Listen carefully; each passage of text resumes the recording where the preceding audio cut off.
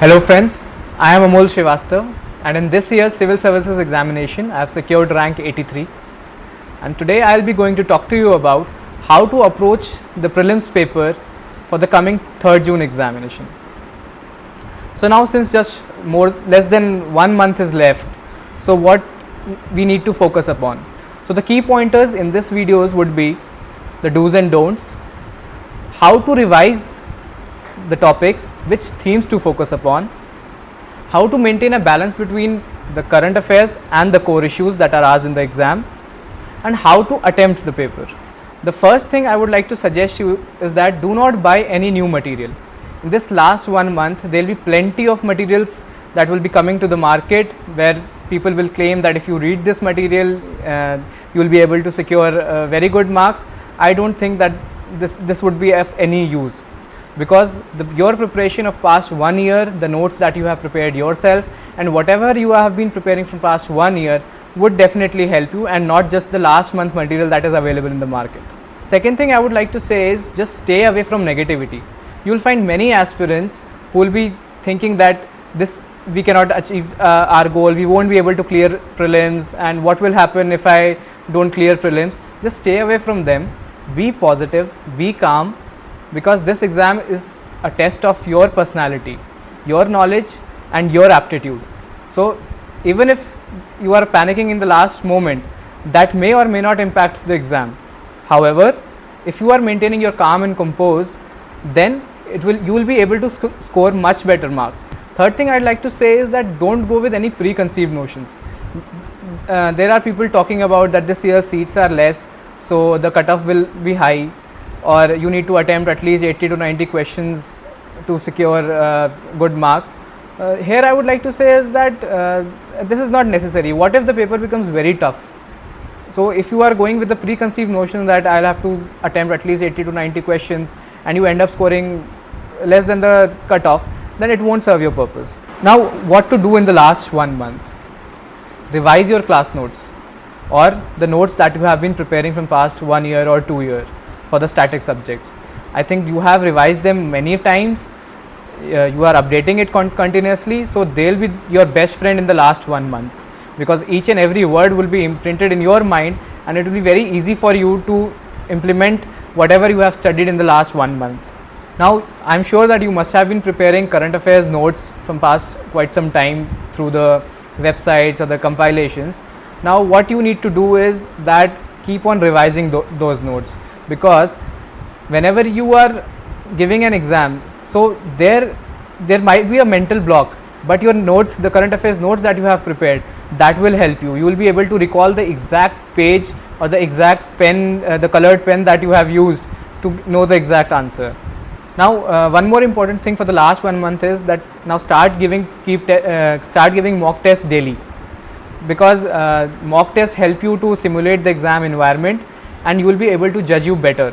So whenever you are giving the test, make sure that you are giving an exact exam environment using an OMR sheet to fill the answers, because sometimes aspirants say that they have marked some answer in the booklet but they fail to mark the same answer in their OMR sheet.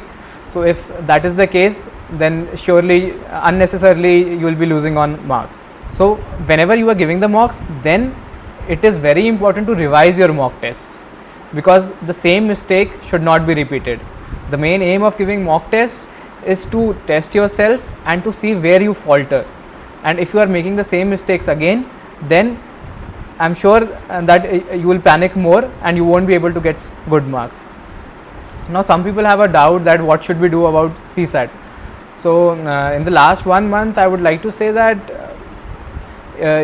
give at least half an hour daily to CSAT, because if you say that I'll complete CSAT in just 1 day and then I'll directly go to the exam, it may not have the desired results, because we need to have a problem solving bent of mind while solving the CSAT papers. So if you are solving CSAT papers half an hour daily, then your mind is accustomed to the type of questions and it will be easy for you to solve in the exam.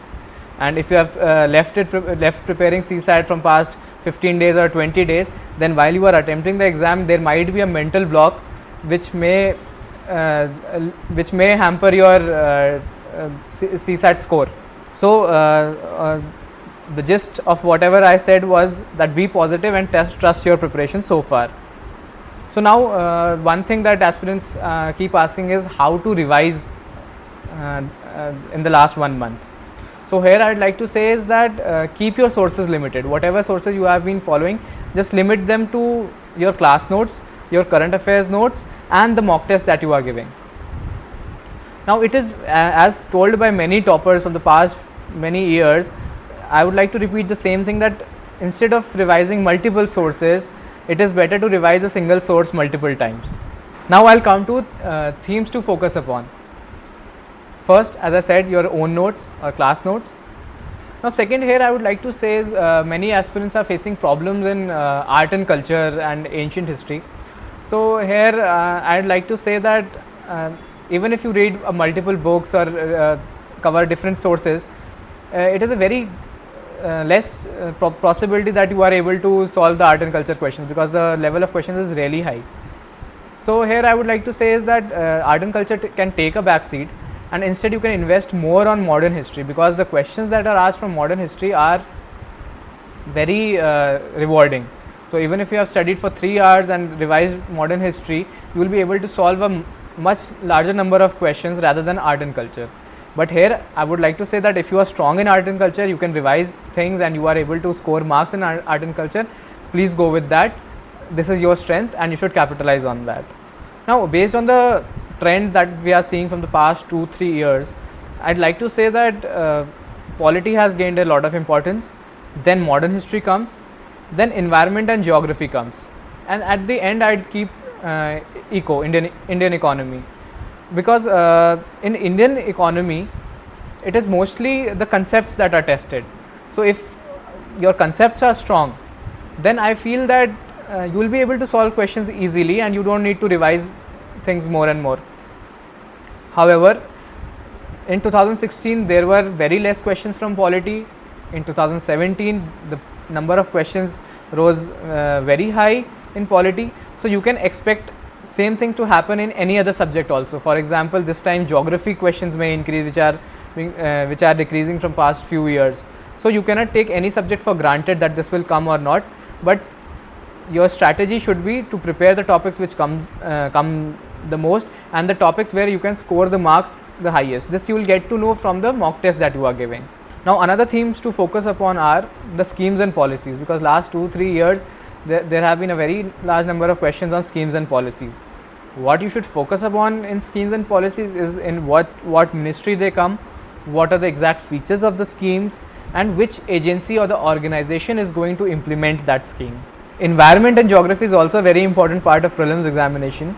So here I would like to suggest that use maps to prepare environment and geography. For example, take a map of India and plot the important national parks or the animals that you are trying to remember, or the different rivers, waterways, etc. So when you are plotting them on the map, then you will also get a visual experience of the same topics. So it will be easier for you to recall in the exam. Also you will be able to answer analytical questions. For example, there are questions like they'll give you 3-4 national parks and ask you to arrange them in the north and south direction or east to west direction. They can ask you what are the tributaries of this river, where do these rivers meet. So if you are practicing them on the map, then it will be very easy to answer these questions. Also, if the similar questions don't come in the paper, then from this map practice you will be able to develop that skill of analysis, where even if a different question comes, you will be able to answer those questions really well. Another theme to focus upon for prelims exam is the international organizations and conventions. There are multiple international organizations and conventions taking place in an year, but here you will have to apply your own mind, see the previous year's papers and see which organizations and conventions are important for this year. For example, this year ASEAN summit was held and there's a high probability that that question comes, and recently SCO summit will be conducted in June, so there could be a possibility on SCO. Then India got entry into Wassenaar agreement and Australia group, so there's a high possibility that they can ask you question on this, the difference between Wassenaar agreement and Australia group. So these things we'll have to prepare in a very comprehensive manner. And another thing, while revising, whenever you are revising a topic, then don't just restrict yourself to that topic. I would suggest that please prepare an alternative topic which is related to that particular topic. For example, as I spoke to you about Wassenaar Agreement and Australia Group, so the complementary topics are the NSG and the MTCR. So there could be a possibility that they are not asking the questions which are in the news, but they ask a similar topic with MTCR and Australia Group. If Finance Commission was in news this year, then there could be a possibility that they ask a question on the difference between Finance Commission and Law Commission. So here you have to apply your own mind and correlate topics which you have been reading from past 1 year. Now, how to practice tests? As I said, please maintain the exact examination environment. Please do not cheat. What some aspirants say while doing their mock test is that if they are stuck up with a question, they'll see the answer or they check up their notes and then mark that answer. You are just fooling yourself and no one else. It won't help. Secondly, when you take a test series from market or you have joined a test series, there are two types of tests. One is a sectional test and other is a full length test. So the sectional tests are basically to judge your knowledge, how much you have prepared. They are prepared from the standard sources, from the standard reference books. So here I would like to say is whenever you are giving those tests, don't focus upon how much you need to attempt or if there will be negative marking or not. Here it is only a test of your knowledge. So I would suggest you to attempt all the 100 questions and see if you have read the topics really well or not. Even if you are not scoring good, then please take learnings from those wrong answers and do not repeat the same mistakes again. Now coming to full length test, they should be taken as exact exam that you will be giving on 3rd of June, because this is how you will learn how to give the exam. Your 3rd June exam could be very unexpected. Unless and until you practice full length test, it will be very difficult for you to devise a strategy there in the exam hall. Now one more important thing while giving the mock test is the educated guesses. Here many toppers talk about educated guesses, how you need to eliminate the topic, eliminate the statements which are wrong. Here it will be a combination of your knowledge as well as your common sense. So it is seen that almost every aspirant who is preparing sincerely is able to solve around 50 questions in UPSC exam. However, the deciding factor lies in the next 25 to 30 questions, which are totally based on your educated guesses and your elimination techniques. So keep practicing these tests and see whenever you are guessing a topic, please make a note of the questions where you are guessing. So if you are guessing around 20 questions and if 10 get right, 10 get wrong, next time try to increase that score. So next time if you are guessing 20 questions, make sure that you get 15 right and 5 wrong. This is how you will know that you are progressing and your scores will improve. Now one thing you need to keep in mind while preparing in the last month is that this exam is not just an exam of your knowledge. This is an exam to test your aptitude, to test your decision making skills, to test your common sense. Here you need to give a balanced approach to the paper and you have to relate facts with proper practical knowledge. For example, there are many questions which can be answered just on the basis of your general understanding. For example, last year there was a question on NIIF and it said that the corpus of NIIF is currently 4 lakh crore rupees. There you can through your common sense say that 4 lakh crore rupees is too high for a corpus in NIIF and hence this statement should be wrong. Or in GST question there was a statement that it will help in drastically increasing our GDP or drastically reducing our current account deficit. So drastically word is a very extreme word which is very difficult to apply practically and hence those statements would be wrong. Also you need to save yourself from traps. Usually what happens is when people are preparing in a very superficial manner, they don't go into the depth. Usually in the exams the first option, the A option is kept which is the most likely option as per the aspirants, but it is not the answer usually. So for example, take the case of Atal Innovation Mission. If you have not prepared that really well, then you might be thinking that it is from the Department of Science and Technology, the implementing agency. However, the implementing agency is the Niti Aayog. So if in the A option they have kept Ministry of Science and Technology, it is most likely that people will mark it and say that yes, they have given the right answer, but that is not the case. Now one thing that you need to keep in mind while giving these mock tests is that there is a difference between these mocks and the actual exam that you will be giving in the UPSC. The mocks are prepared weekly, so their quality may go up and down, but the UPSC paper, the 100 questions are set just one set, just 100 questions in 1 year, so therefore the quality is very high. Also while you are giving the mocks, you don't have any mental pressure. You can go around walking and come back and then give the test again, but while you are giving in the center, then definitely there is amount of mental pressure where you keep on thinking about your future, will be able to give mains or not. So that will create additional pressure, and which may hamper your score in the next few questions as well. Also in the mocks you will find direct statements picked up from the sources, the standard sources like Lakshmikant or Spectrum. However in the mocks, in the UPSC actual exam, you will have the text that will be given in the paper will be totally non-familiar to you. You will have to find the inherent meaning, what the statement is trying to say. You have to understand. They won't have the keywords, they won't have statements from your books.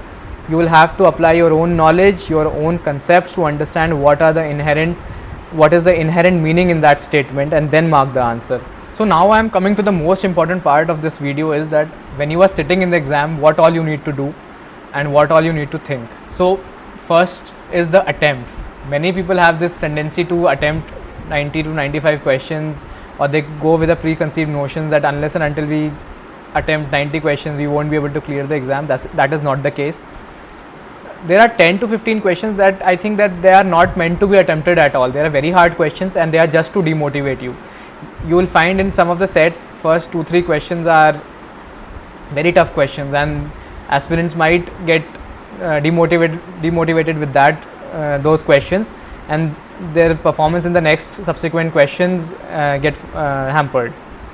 So there are around 50 to 55 questions which are totally based on your knowledge, and it will totally depend on how much you have prepared. So there is no point commenting on that. However, the 30-35 questions are indirect, and which I have discussed that they need to be done with common sense, elimination, and with educated guesses. There will be 4 to 5 questions which will be ambiguous. Don't get ambiguous. Don't get bogged down with those questions, because they come every year and they are just to test your analytical skills. Answer could be anything. For example, in last 2017 prelims paper, there were around 10 to 12 ambiguous questions, which made a very big hue and cry about the prelims examination. However, 4 to 5 questions will surely be there. So in all, 70 to 85 questions will be an ideal attempt based on your accuracy, how the paper is going. If you think that you are scoring well and you are marking the right answers, then I would suggest that do not attempt more questions. However, if you are in doubt, then you can attempt more questions to make your chances higher. Now talking about the question paper, first of all, the question paper is set in a very different font that is purely limited to the government exams, so you need to adapt to that. So I would suggest that before going to the exam, read some question papers from the past years and then sit in the exam, so that you are familiar with the font. Second thing is, when you are solving the paper, you should solve it in 2 to 3 rounds, because in one round your mind is not open so much and you might face a mental block, but in the second round when you come, you might answer that question very easily. So in 2 to 3 rounds you need to focus, you need to solve the paper. First, solve all the questions that you are totally sure of, and if you are coming across a question which you have totally unheard, just leave that questions. Don't waste time on those questions, because time is very precious and at the end it will be very difficult for you to come back to those questions. So better leave those questions as soon as you get it and solve the questions where you are sure of. Now when you have marked those questions which you are sure of, you start with your second round. In the second round you can revise your marked answers and make sure that no mistake has been done. And I would suggest that do not fill the answer sheets the OMR sheet as soon as you get mark the answer, because suppose in first question you are thinking about a question and you answer something, but in later on you come across questions where you realize that your previous answer was wrong, then if you have already marked in the OMR sheet, then no one can help you. So it's better that after you finish off your first round and you are revising your marked answers, then side by side you can mark those questions in the OMR sheet. Also, there's a difference between the OMR sheets that you get in the market and whatever and what the UPSC provides you. The UPSC sheets are a bit thicker and the circles are bigger, so therefore keep that time for filling the OMR sheets carefully. Make sure that you are marking the booklet number which is given to you exactly in the OMR sheet. If you are changing in the OMR sheet, I think there will be a problem with that. So also here I would like to suggest that do not keep OMR sheet for the end. Some people, they feel that they'll complete the full paper and they'll fill the answer sheets in the last 15 to 20 minutes. That I won't suggest, because whenever you are in a hurry, there is a high possibility that you mark answers which you are not marked in your booklet. So the ideal would be just after your first round or after 1 hour of the paper, if you start marking answers your OMR sheet, I think that will be helpful. Now coming to the answers. Now please read the questions carefully. The statements will be very confusing, the questions will be very confusing. You need to choose the best answer.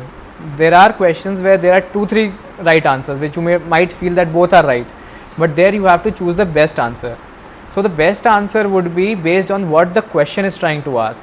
For example, if a question is trying to ask a purpose of the scheme, then you have to mark the answer which gives the purpose of the scheme and not the consequence of the scheme. Also, please give a focus on the word not. Sometimes in a hurry we ignore the word not correct and we end up marking the answers which are correct. So unnecessarily we are reducing our marks. Also, in some questions, while we are preparing, we feel that even if we remember few keywords about a topic, then we'll be able to solve that question. That happens in mock tests.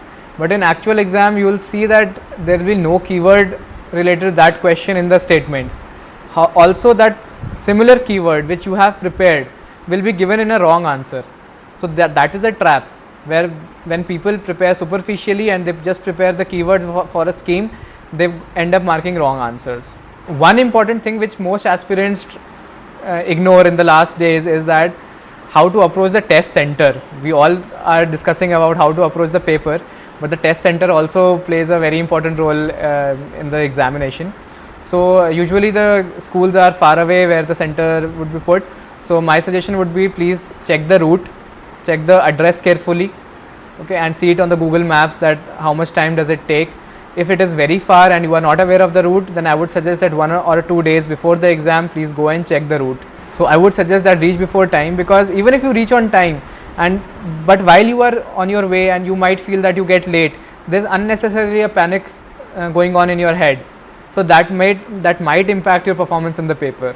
Also, take your ID card along with your admit card, because in some centers they do not allow without ID card, and even if they allow without ID card, then you will have to take a lot of permissions. You have to go you need to run around places asking people for help, getting Xerox, getting printouts. So we should avoid all these things. Thirdly, I would suggest that please avoid digital watches or heavy watches, because even though they are analog watches, you might end up losing your precious time, because the invigilator might come to you and ask about your watch. The invigilator might ask the flying squad person to come and investigate regarding your watch, and you'll end up losing your time. Also, 3rd June would be the summers would be on its peak. So my suggestion would be to wear light clothes, comfortable clothes. Please take water along. Be as comfortable as you can. Also, some people are very overconfident about the exam, that since they are scoring very good marks in the mock exams, they'll be able to score very high marks in the UPSC exam. Please don't be overconfident. You might not know what the questions might come, and you take a long break between, or you in haste you start marking answers. So that won't be helping to you. So I wish you all the good luck for the coming prelims exams. Just be calm, be focused, and see that it is a test of your aptitude and not just your knowledge. Please apply your mind there, and I'm sure that you will be able to clear this prelims. Good luck. Keep watching Delhi Knowledge Track.